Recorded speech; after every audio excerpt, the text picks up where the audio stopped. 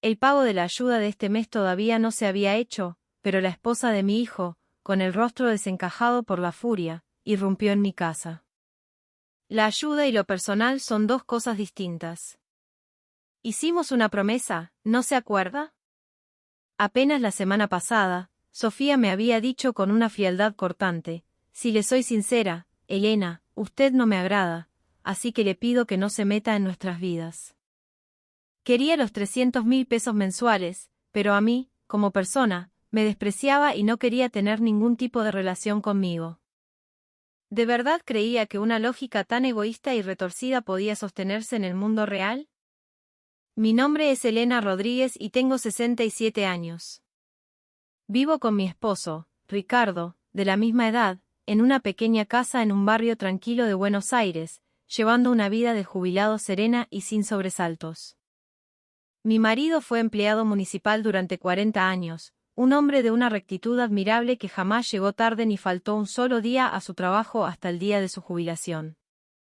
Yo, por mi parte, después de casarme, contribuí a la economía del hogar trabajando como cajera en un supermercado y luego en una tintorería del barrio. Gracias a tu esfuerzo, Elenita, pudimos mandar a los chicos a la universidad, me dice a menudo Ricardo, con una gratitud que todavía me emociona. Los ahorros que juntamos a lo largo de más de 4 décadas de trabajo no son una fortuna, pero viviendo con la austeridad a la que estamos acostumbrados, son más que suficientes para una vejez digna. Nuestra casa, con sus 35 años de historia, es un chalet de 2 plantas con un pequeño jardín al fondo, donde Ricardo cultiva con esmero su propia huerta. Tomates, pepinos, berenjenas cada mañana. Al verlo regar sus plantas con la dedicación de un artesano, siento una profunda certeza de que nuestra vejez, aunque sencilla, es inmensamente feliz. La relación con nuestros vecinos es excelente. De hecho, presido el centro de jubilados del barrio, Amigos del Encuentro, donde organizamos actividades, acompañamos a los que viven solos y ofrecemos asesoramiento sobre cuidados y trámites.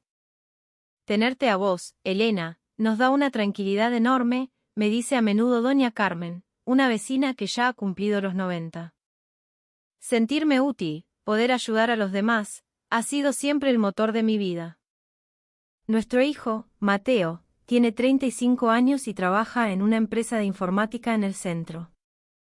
Es un hombre serio y de buen corazón, un reflejo exacto de su padre. En su juventud jugaba al fútbol en el club del barrio, y nosotros nunca nos perdíamos un partido. Gracias por prepararme siempre la milanesa para después del entrenamiento, vieja, me decía entonces, con esa dulzura y ese respeto que siempre lo caracterizaron. Era un chico bueno, apegado a su familia. Su esposa, Sofía, tiene 32. Se recibió en una escuela de cosmetología y trabajó en una empresa de cosméticos, pero renunció al casarse con Mateo. El día que la conocí, me saludó con una deferencia exquisita. Es un placer conocerla, Elena, por favor, llámeme Sofía. En ese momento, sentí un gran alivio al pensar que Mateo había elegido a una buena mujer. Nuestro nieto, Leo, tiene 6 años y este año empezó primer grado. Es un nene increíblemente sociable y cariñoso que me llama, Baba, y se me cuelga del cuello cada vez que me ve. Baba, cuando vamos a la pileta juntos.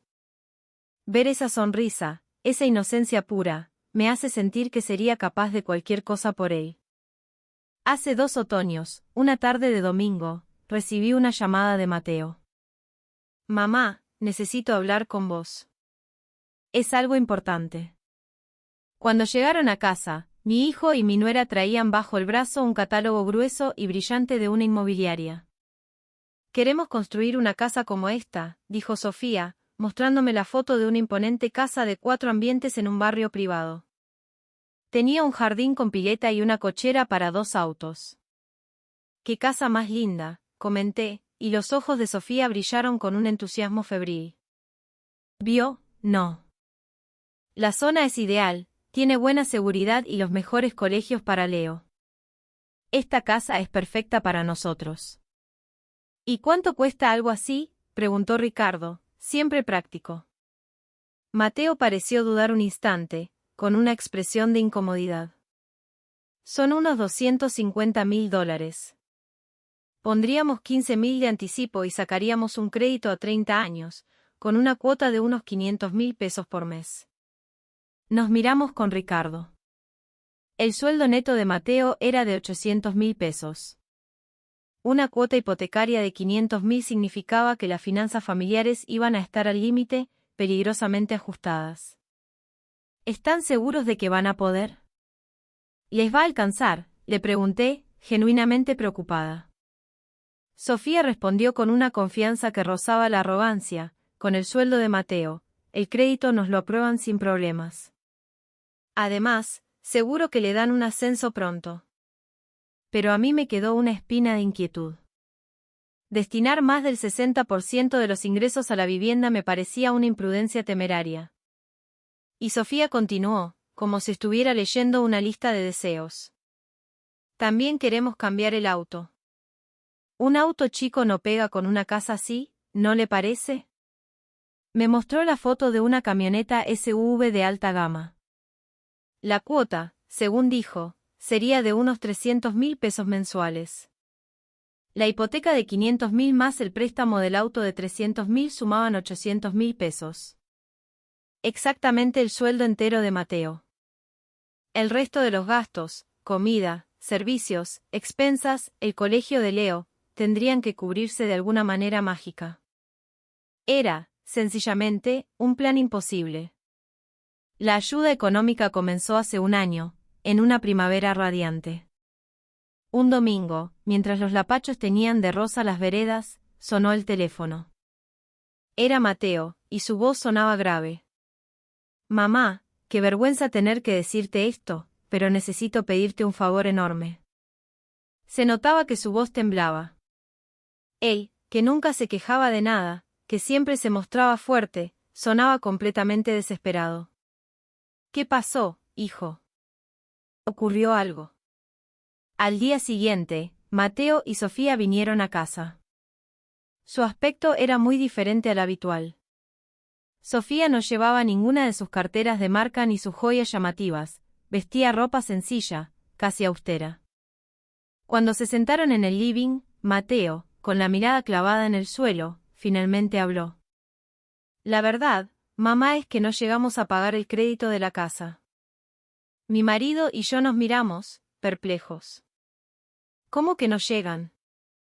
«Los gastos se nos fueron de las manos, fueron mucho más de lo que pensábamos», explicó Mateo, sacando un cuaderno donde había anotado sus finanzas. Crédito hipotecario, 500.000 pesos. Préstamo del auto, 300.000 pesos.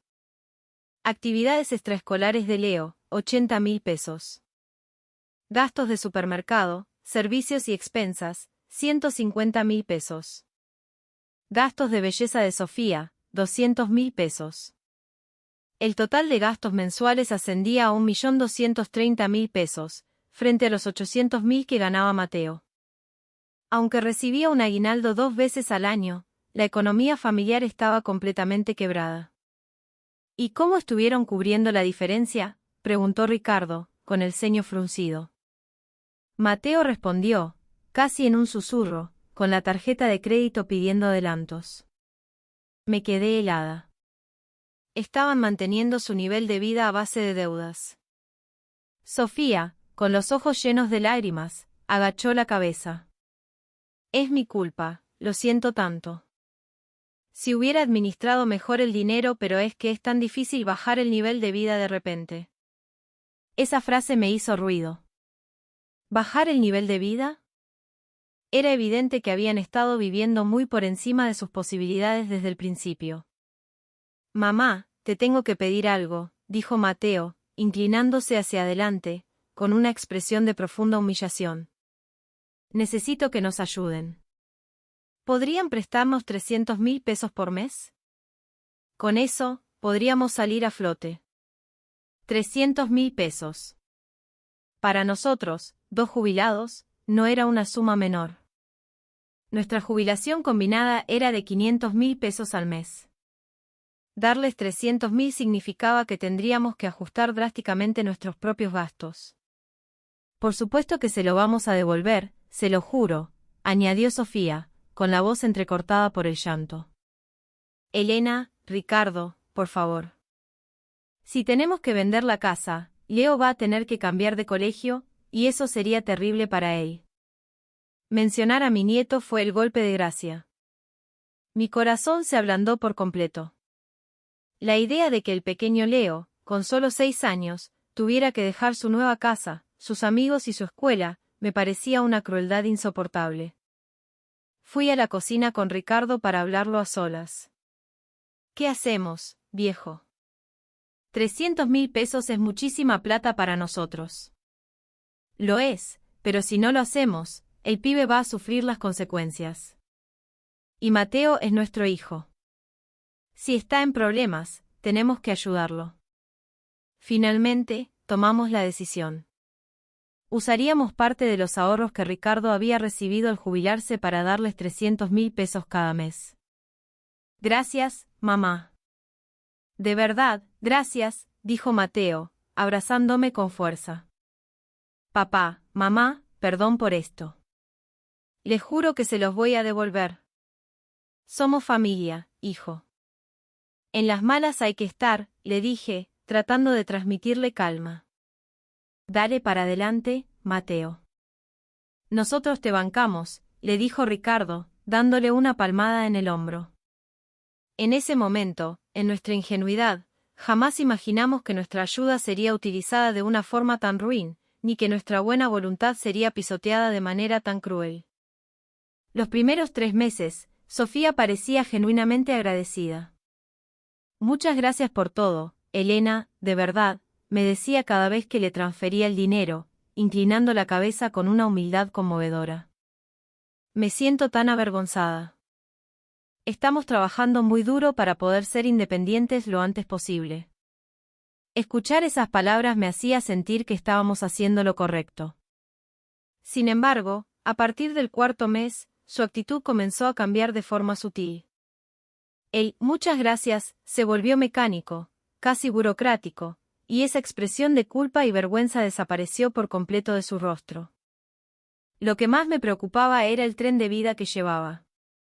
A pesar de la supuesta crisis económica, seguía usando carteras de marcas internacionales, comprando cosméticos importados y visitando una peluquería carísima en Recoleta.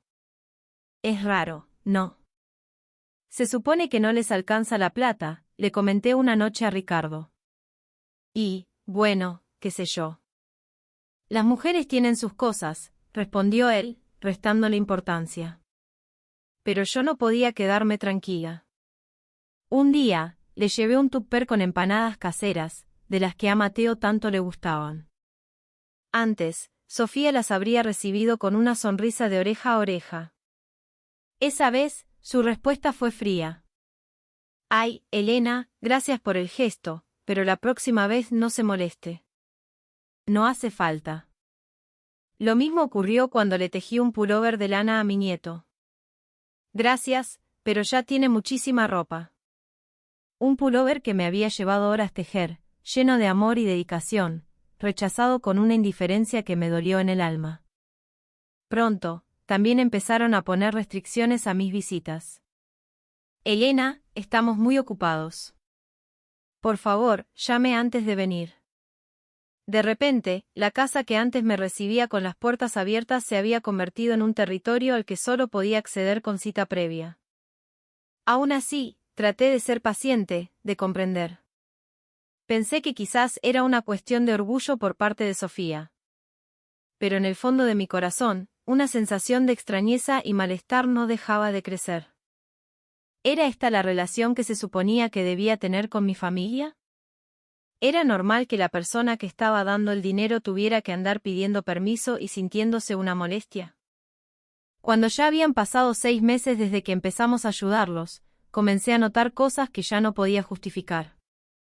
Un sábado, me enteré de que era el acto del Día de la Bandera en el colegio de Leo y quise ir a verlo. Elena, preferimos que al acto vengamos solo nosotros, en familia, me dijo Sofía por teléfono, con una firmeza que no admitía réplica. ¿Pero por qué? Yo también quiero verlo a Leo prometer la bandera. Por favor, no venga. Leo se puede confundir. ¿En familia? ¿Acaso yo no era su familia? La abuela que les daba 300.000 pesos al mes no contaba como parte de la familia. Esa tarde llamé a Mateo.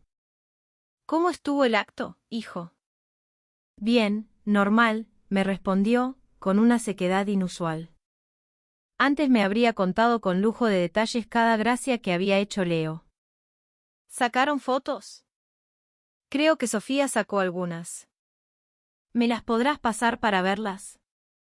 Sí, después te las paso. Nunca me las pasó. Un día, recibí un mensaje de Sofía. Elena, ¿nos podrías transferir 10.000 pesos para los remedios de Leo que está con fiebre? Me pedía 10.000 pesos por un lado, mientras por el otro se paseaba con una cartera nueva que, a simple vista, debía costar una fortuna. ¡Qué linda cartera, Sofía! Esta. Ah, sí, me la compré el mes pasado. ¿Cómo era posible? Tenía dinero para una cartera de lujo pero no para un antibiótico. Al mirar alrededor de la casa, noté que había varios electrodomésticos nuevos, un purificador de aire de última generación, una cafetera express que parecía de un bar y un horno eléctrico inteligente. Veo que compraron varias cosas nuevas. Sí, todo por la comodidad de Leo, por supuesto. ¿De verdad era por Leo? Pero lo que me dejó sin palabras fue enterarme del costo de su peluquería. Iba 2 veces al mes a un salón exclusivo en Palermo. Cada visita costaba 100.000 pesos. 200.000 pesos al mes solo en peinarse. Yo, para ir a la peluquería de mi barrio, gastaba 10.000. Con lo que Sofía gastaba en su pelo, pagaba la mitad de la ayuda que le dábamos. La cuenta era tan absurda que me provocó una mezcla de risa y furia. Un día, en el supermercado, me crucé con un grupo de madres del country donde vivían. Sofía estaba con ellas, y no me vieron. Hablaban a los gritos, sin ningún pudor. Qué bien que viven ustedes, Sophie. Se nota que a tu marido le va bárbaro. Sí, siempre impecable, con ropa de marca. Sofía, hinchada de orgullo, respondió, y, bueno, por suerte no nos podemos quejar. Tenemos una buena posición. Una buena posición. Si vivían gracias a nuestro dinero. De hecho, ahora estamos planeando un viaje al exterior en familia. ¿En serio? ¡Qué bueno! ¿A dónde van? A Brasil, a un resort all inclusive.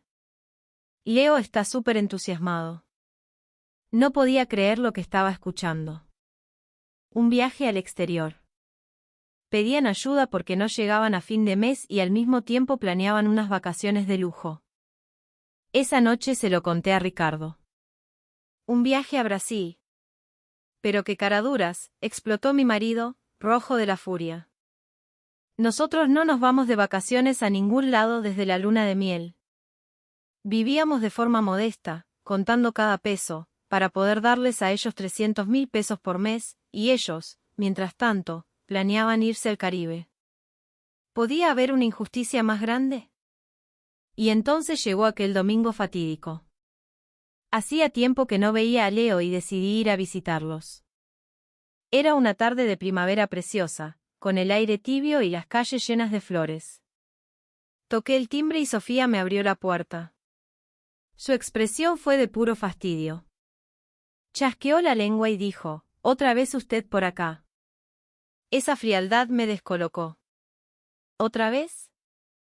Hacía más de 2 semanas que no iba. Vine a ver a Leo un ratito. Ya le dije que tiene que avisar antes de venir. Pero en medio de la tensión, la voz inocente de mi nieto fue como un bálsamo. «Baba, viniste». Salió corriendo del living y se me tiró a los brazos. «Leo, qué grande que estás». Lo abracé con todas mis fuerzas. Sentí que vivía para esos momentos. «Baba, vamos a la plaza a jugar».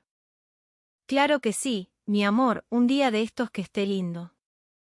Estuve jugando con él un rato en el suelo, hasta que Sofía intervino bruscamente. Lo levantó del brazo y le dijo, «Anda a tu cuarto a hacer la tarea».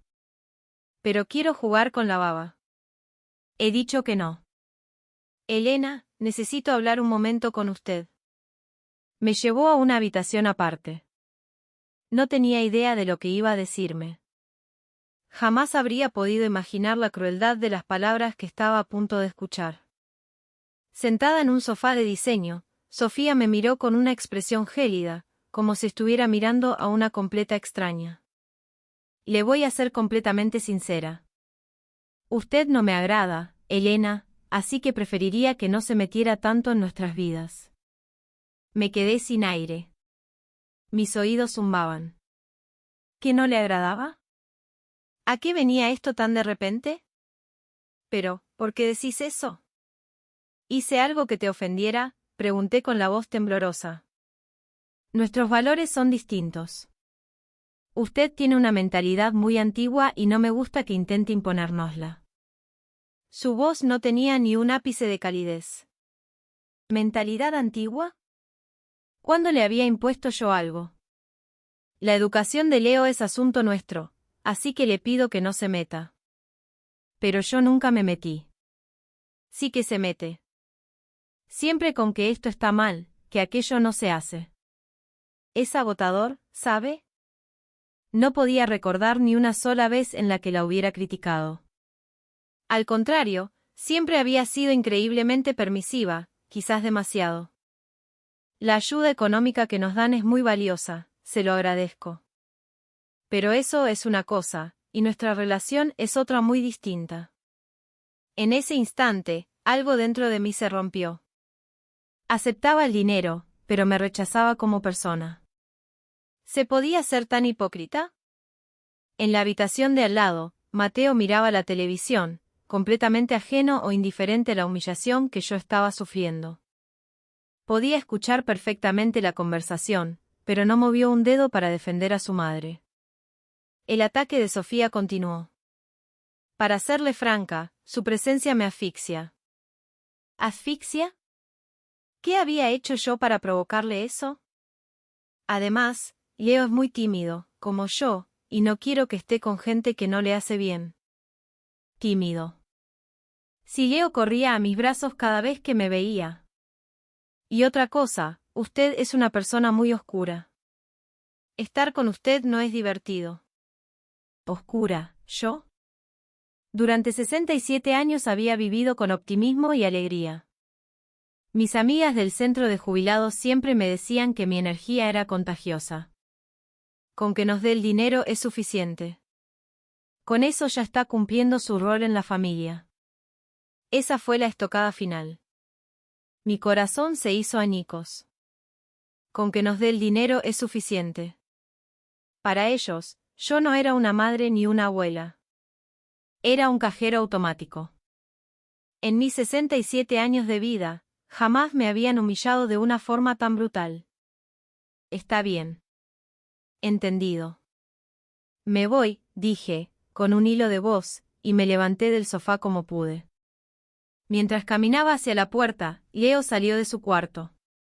«Baba, ¿ya te vas?» «Sí, mi amor. Otro día vuelvo». «Bueno, chao, baba. Volvé pronto». Me saludó con la mano, con su sonrisa de siempre. Esa sonrisa se me clavó en el pecho como un puñal. Llegué a mi casa y me derrumbé frente a Ricardo. Ricardo, fue horrible. Sofía me dijo que no me soporta, que no quiere que vaya más a su casa. Le conté todo lo que había pasado, y la cara de mi marido se transformó por la rabia. ¿Cómo se atrevió a decirte semejante barbaridad? Se acabó, Elena. No les damos un peso más. Pero yo todavía dudaba. Pero, y Leo si pierden la casa, el que va a sufrir es él. Sofía había sido cruel, pero mi nieto no tenía la culpa de nada. ¿Pero qué estás diciendo, mujer? No me molestes, pero dame la plata. ¿Te parece que eso es normal?, gritaba Ricardo, fuera de sí. No somos un cajero automático, somos personas. Pensá un poco, Elena. Mirá el sacrificio que hacemos cada mes para darles esos 300.000 pesos. Y tenía razón. Nuestra jubilación era de 500.000 pesos. Darles a ellos más de la mitad significaba vivir con lo justo y necesario. Nosotros andamos buscando las ofertas en el supermercado para llegar a fin de mes, mientras ellos se compran ropa de marca y planean viajes. ¿Hasta cuándo vamos a permitir que se nos rían en la cara? Las palabras de Ricardo me abrieron los ojos. Habíamos vivido toda nuestra vida trabajando honestamente, siendo buenas personas. ¿Por qué teníamos que soportar semejante humillación? Tenés razón. ¿Se acabó? No voy a aguantar más, dije, con una determinación que no sabía que tenía. Al mes siguiente, junté todo mi coraje y, por primera vez, no les transferí los 300.000 pesos. Dejé el dinero en nuestra cuenta y esperé. Como era de esperar, un sábado por la tarde, Sofía apareció en nuestra casa sola, con el rostro desencajado por la furia. Tocó el timbre insistentemente, casi rompiéndolo. «Abran la puerta», gritaba, y su voz retumbaba en toda la cuadra. Los vecinos, la señora de al lado y el señor de enfrente, se asomaron por las ventanas para ver qué pasaba. Cuando abrí la puerta, con el corazón en la garganta, Sofía entró sin pedir permiso, sin siquiera limpiarse los zapatos. «¿Qué pasó con la ayuda de este mes?», me espetó, sin saludar, yendo directamente al grano. «Hola, Sofía». «Buenas tardes», le dije, tratando de mantener la calma. Me ignoró por completo. «Respóndame. ¿Por qué no me transfirió los 300.000 pesos?» «Sofía, ¿te acordás de lo que me dijiste la última vez que nos vimos?», le pregunté con suavidad. Ella levantó la voz. «Lo personal y la plata son dos cosas distintas. Usted se comprometió a ayudarnos». Hablaba como si recibir ese dinero fuera su derecho inalienable, sin un atisbo de gratitud. Al día siguiente, me llamó Mateo. «Mamá, me contó Sofía lo que pasó», dijo, con una voz fría que no le reconocía. «¿Cómo que nos vas a dejar de ayudar? ¿Nos pensás abandonar?» ¿Abandonar? Eran ellos los que me habían tratado con una frialdad hiriente, los que me habían dicho que no me querían cerca.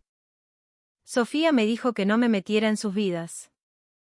Bueno, eso es una cosa, pero la plata es otra. No tiene nada que ver, respondió, repitiendo el mismo argumento absurdo de su esposa. Eran un calco el uno del otro. Nosotros tenemos muchos gastos, mamá. Sofía está muy estresada con la crianza de Leo. Tenés que entenderla. Mi propio hijo, defendiendo a su esposa y culpándome a mí. Pero, mamá, por favor, te lo pido. Si nos dejás de ayudar ahora, no sé qué vamos a hacer. En ese momento, Ricardo me quitó el teléfono de la mano. Mateo. ¿Se puede saber qué clase de hijo sos vos? Papá. ¿Qué te crees que es tu madre? ¿Un cajero automático que escupe plata cuando vos querés? No, yo no dije eso. Es lo mismo que si lo hubieras dicho. Tu mujer le dijo a tu madre que no la soporta. ¿Te parece bien eso? Bueno, sí, quizás se pasó un poco. Un poco. Es una falta de respeto total. Y encima tienen el descaro de seguir pidiendo plata. Ricardo estaba fuera de control. Papá, es que de verdad estamos complicados. ¿Complicados? Andan comprando ropa de marca, tienen una camioneta de lujo y planean irse de vacaciones al exterior. ¿Y a eso le llamás estar complicado? ¿Por qué tenemos que sacrificar nosotros nuestra vida para pagar tus caprichos? Mateo se quedó en silencio. No tenía nada que decir. Pero antes de cortar, lanzó una última amenaza velada: si no nos ayudás, de verdad podemos perder la casa. ¿Perder la casa? ¿Era nuestra responsabilidad? Eran ellos los que habían elegido vivir una vida que no podían pagar.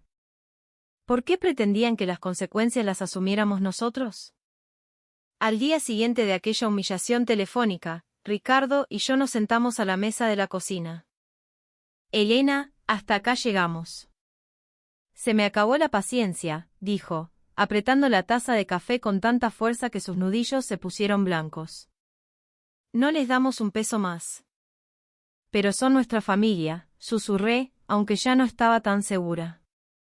Durante 67 años, la familia había sido mi prioridad absoluta. Cambiar esa forma de pensar no era fácil. ¿Familia? ¿Te parece que ellos nos trataron como familia? La que te dijo que no te soporta, te usa de cajero y cuando necesita algo se acuerda de que son familia. No, señor. En mi vida me sentí tan humillado. Las lágrimas comenzaron a brotar de mis ojos. No nos dejan ver a nuestro nieto, pero quieren nuestra plata. Esa relación está podrida, Elena. Podrida. ¿Sabéis lo que nos cuesta a nosotros juntar esos 300.000 pesos cada mes? Y era cierto. Nuestra jubilación, después de los descuentos de impuestos y obra social, apenas llegaba a los 400.000 pesos. Darles a ellos 300.000 significaba que nos quedaban 100.000 para vivir los dos.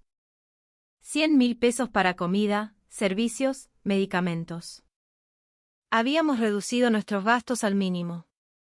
Comprábamos la ropa en liquidaciones, habíamos dejado de salir a comer afuera, incluso habíamos cancelado la suscripción al diario. Todo para que ellos pudieran vivir en un country y planear viajes a Brasil. No voy a seguir siendo blando. Vamos a hacer las cosas como corresponden, dijo Ricardo. Y yo, por primera vez, estuve completamente de acuerdo. Se acabaron las humillaciones. Desde joven he sido una persona muy metódica. Siempre llevé un cuaderno con las cuentas de la casa y un diario personal. Desde que empezamos a ayudarlos, había registrado absolutamente todo.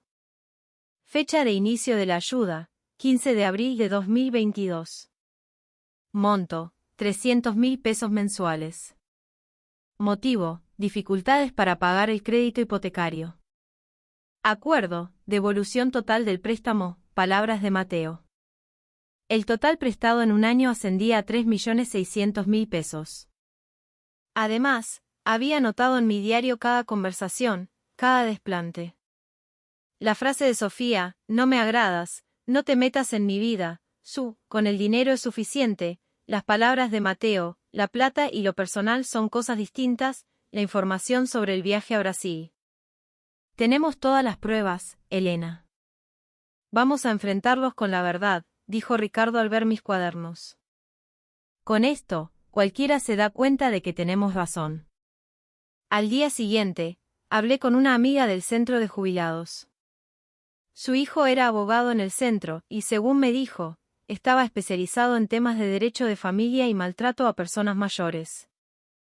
Elena, ¿por qué no hablas con mi hijo? Una consulta no te va a costar nada, me insistió. Unos días después, visité el estudio del doctor Ferreira. Era un edificio imponente en el centro de la ciudad y me sentí un poco intimidada, pero el abogado me recibió con una amabilidad que me tranquilizó. Elena, mi madre me puso al tanto de su situación. Esto, déjeme decirle, es un caso claro de abuso económico y maltrato psicológico. El doctor Ferreira revisó mis cuadernos con atención. El hecho de que su hijo se haya comprometido a devolver el dinero cambia todo. Esto no es una donación, es un préstamo. Por lo tanto, podemos exigir la devolución total de la suma. Me habló de algo que yo nunca había escuchado, la carta documento. Una carta documento es una notificación fehaciente. El correo certifica quién la envía, quién la recibe y cuál es su contenido. De esa manera, ellos no pueden decir que nunca la recibieron o que no sabían de qué se trataba. Es una herramienta legal muy poderosa. Podemos reclamar la devolución de los 3.600.000 pesos en un solo pago. Sentí un rayo de esperanza. Era la primera vez en mi vida que consideraba tomar acciones legales, pero me parecía la única salida. ¿Y cuánto me costaría? La redacción y el envío de la carta documento rondan los 50.000 pesos. Si esto llegara a juicio, las probabilidades de ganar son altísimas, y en ese caso, los costos del proceso correrían por cuenta de ellos. Decidí consultarlo con Ricardo. Siguiendo el consejo del abogado, antes de enviar nada, investigamos un poco más la situación económica real de mi hijo. Hablamos con los vecinos. Sí, todos los sábados a la noche van a comer a esa parrilla cara de la ruta. Ahí gastan, como mínimo, 50.000 pesos por vez. Sofía va una vez por semana a hacerse las manos y masajes a un spa carísimo. Me enteré de que a Leo lo anotaron también en clases de inglés y fútbol, además de piano y natación. El cartero del barrio también nos dio una información clave. Sí, a esa casa llegan un montón de sobres de bancos y tarjetas de crédito. Parecen intimaciones de pago. La verdad era desoladora. Usaban nuestro dinero para pagar la cuota de la casa, mientras se endeudaban con las tarjetas para financiar su vida de lujos. Nuestros 3.600.000 pesos no se habían usado para necesidades básicas, sino para mantener una fachada de riqueza que no se correspondía con su realidad. Este problema ya no era solo nuestro. La gente del barrio, al enterarse de la situación, se puso de nuestro lado. En el centro de jubilados se organizó una reunión de emergencia. Lo que le pasó a Elena nos puede pasar a cualquiera de nosotros, dijo el presidente. Cada vez hay más casos de hijos que abusan de sus padres mayores. Si Elena lucha, nos da fuerzas a todos. El apoyo fue abrumador. Los gastos del abogado los cubrimos entre todos. Si necesitas testigos, contá conmigo. No estás sola, Elena. Las lágrimas me corrían por las mejillas. La red de afecto y confianza que había construido durante tantos años en mi barrio me estaba sosteniendo en el momento más difícil de mi vida. Junto a Ricardo y al doctor Ferreira, trazamos un plan. Este plan es infalible, Elena.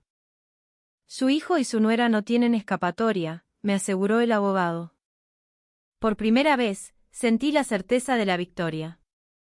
En el estudio del abogado redactamos el texto de la carta documento. Por medio de la presente, intimo a ustedes, Mateo y Sofía Pérez, a la devolución de la suma de 3.600.000 pesos, $3.600.000, en concepto de préstamo otorgado por mi parte entre el 15 de abril de 2022 y el 15 de abril de 2023. Dicho préstamo fue otorgado bajo su expreso compromiso de devolución. Sin embargo, en virtud de las reiteradas faltas de respeto y el maltrato psicológico recibido, que incluye frases como, no me agradas, no te metas en mi vida, y, con el dinero es suficiente, he decidido dar por finalizado cualquier tipo de acuerdo y exigir la inmediata restitución del total adeudado. Se les otorga un plazo de 30 días para efectuar el pago. Vencido dicho plazo, se iniciarán las acciones legales correspondientes. Con esto, van a tener que enfrentar la realidad, dijo el doctor Ferreira. Es su última oportunidad de responder con un mínimo de decencia. Pero yo ya no esperaba nada de ellos. Sabía que no reconocerían su error. Fuimos con Ricardo al correo central. El trámite fue más complejo de lo que pensaba, pero el empleado nos guió con paciencia. Le agregamos el acuse de recibo, así queda constancia de que lo recibieron en mano. Sentí un nudo en el estómago. En el momento en que esa carta saliera de mis manos, la relación con mi hijo se rompería para siempre. Elena, ¿estás segura? No hay vuelta atrás, me preguntó Ricardo. Estoy segura. Vivimos toda nuestra vida haciendo lo correcto. Y esto es lo correcto, respondí sin dudar. El empleado selló la carta con un sello rojo. Nuestra contraofensiva había comenzado oficialmente. Al salir del correo, una brisa fresca de primavera me acarició la cara. Sentí un alivio inmenso. La batalla recién comenzaba, pero por primera vez en mucho tiempo, sentía que tenía el control de mi propia vida. 3 días después de enviar la carta documento, sonó el teléfono. Era Mateo. «Mamá, ¿qué es esto?», gritó, con una furia que nunca le había escuchado.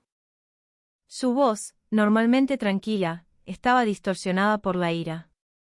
Un abogado. Esto es una amenaza. No es una amenaza, Mateo. Es un reclamo formal del dinero que prometiste devolver, respondí con una calma que me sorprendió a mí misma. El doctor Ferreira me había preparado para esta conversación. 3.600.000 pesos. ¿De dónde queréis que saque esa plata? Nos querés arruinar. Así trata una madre a su hijo. Y así trata un hijo a su madre. Cuando Sofía me dijo que no me soportaba, vos me defendiste. Si no tenés plata, vendé la camioneta. Vendé las carteras de marca. Pero necesito la camioneta para ir a trabajar. Un auto más chico te sirve igual. No necesitas un vehículo de lujo si no lo podés pagar. Pero, mamá, ¿de verdad querés que te devuelva hasta el último peso? Sí, Mateo. En un solo pago. Mi decisión era inquebrantable. Esa misma noche llamó Sofía. Usted es una persona horrible, Elena, fue lo primero que dijo. Por su culpa estamos pasando una vergüenza terrible en el barrio. ¿Yo los estaba avergonzando a ellos? Somos familia. Mandar un abogado es de gente sin corazón. Si de verdad me consideraras tu familia, me habrías tratado con un mínimo de respeto. Sos vos la que no tiene corazón, al decirme que no me soportás y al mismo tiempo querer mi dinero. Pero ya le dije que la plata es otra cosa, insistió, sin poder ver la monstruosa contradicción en sus palabras. No, Sofía. No es otra cosa. Es mi dinero, el que gané trabajando toda mi vida. Esto pasa porque usted es una resentida. ¿Resentida, yo? ¿Y cómo pensabas pagar el viaje a Brasil, si no tenés un peso? Mi pregunta la dejó sin respuesta. Eso es distinto. Para ella, todo era distinto, todo se justificaba. Nunca admitió su error. La realidad de vivir sin nuestra ayuda los golpeó de inmediato. Una semana después, una vecina me contó, Elena, en la casa de tu hijo no paran de llegar cartas de deuda. No solo del banco por la hipoteca, sino también de varias tarjetas de crédito. Sofía tuvo que dejar de comprarse ropa de marca, y el mantenimiento de la camioneta se volvió un lujo imposible. Incluso se quedaron sin plata para la nafta. Leo tuvo que dejar todas sus actividades extraescolares, excepto piano. La noticia de la carta documento se esparció por el barrio como un reguero de pólvora. La gente empezó a mirarlos con otros ojos. ¿Viste? El hijo de Elena y Ricardo. Parece que vivían de los padres y encima los trataban mal. Qué desagradecidos. Con todo lo que Elena hizo siempre por la comunidad. Sofía empezó a sentir el rechazo social.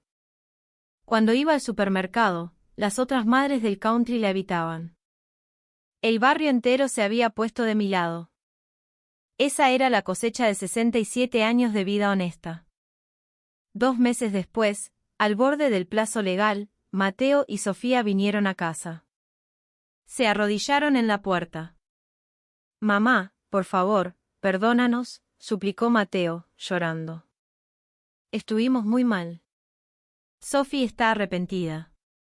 Sofía, por primera vez, parecía sincera. Fui una estúpida, Elena. Hago lo que sea, pero por favor, perdóneme.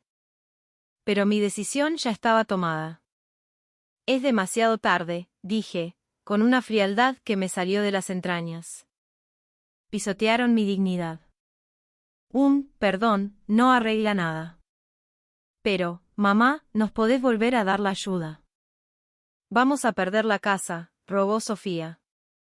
Mi corazón no se movió un centímetro. Vos me dijiste que no me soportabas. No, no. Estaba estresada. No lo pensaba de verdad. Dijiste, no me agradas, no te metas en mi vida. Con el dinero es suficiente. No importa el motivo. Lo dijiste. Y esas palabras no se borran. Por más que lloraron y suplicaron, mi determinación fue de acero. Nuestra relación se terminó. Y lo de Leo, lo lamento mucho, pero es responsabilidad de ustedes, sus padres. Pero somos familia de sangre, gritó Mateo, en un último intento desesperado. La sangre no significa nada si no hay respeto y amor. Ustedes solo me vieron como un cajero automático. Le cerré la puerta en la cara y no la volví a abrir. Esa noche, Ricardo me abrazó. Lo hiciste muy bien, Elena. Defendiste nuestra dignidad. Gracias a vos, viejo. Sin tu apoyo, no habría podido. Por primera vez en meses, nos reímos juntos, con el corazón en paz. 3 meses después, el doctor Ferreira nos llamó. Elena, tengo noticias. Su hijo y su nuera pusieron la casa en venta. Era el resultado que esperábamos. Sin nuestra ayuda, les era imposible seguir pagando el crédito. Con el dinero de la venta, vamos a poder cobrar los 3.600.000 pesos. Tuvieron que abandonar su lujosa casa en el barrio privado y mudarse a un pequeño departamento alquilado en una zona mucho más modesta. Sofía tuvo que salir a trabajar por primera vez en años, en una perfumería. La camioneta de lujo fue reemplazada por un auto viejo y destartalado. Su reputación en el barrio quedó por los suelos. Mateo tuvo que conseguir un segundo trabajo como repartidor por las noches para poder llegar a fin de mes. Leo tuvo que cambiar de colegio y dejar su clase de piano. No sentí lástima. Era la consecuencia directa de sus propias decisiones.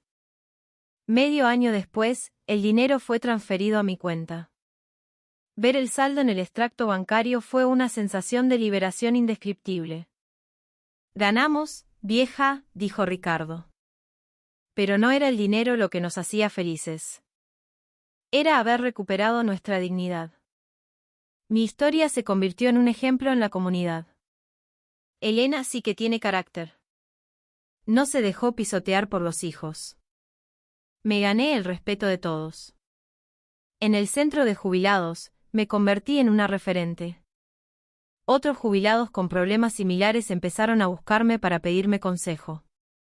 Hijos que les exigían dinero, que querían quedarse con sus pensiones, que no los dejaban ver a sus nietos.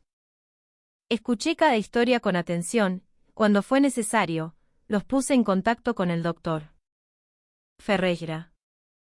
A mis 67 años, descubrí que todavía podía luchar por lo que es justo. Ahora, Ricardo y yo, con esos 300.000 pesos extra cada mes, estamos cumpliendo nuestro sueño de viajar. Elena, ¿qué te parece si el mes que viene nos vamos a las cataratas? Dale.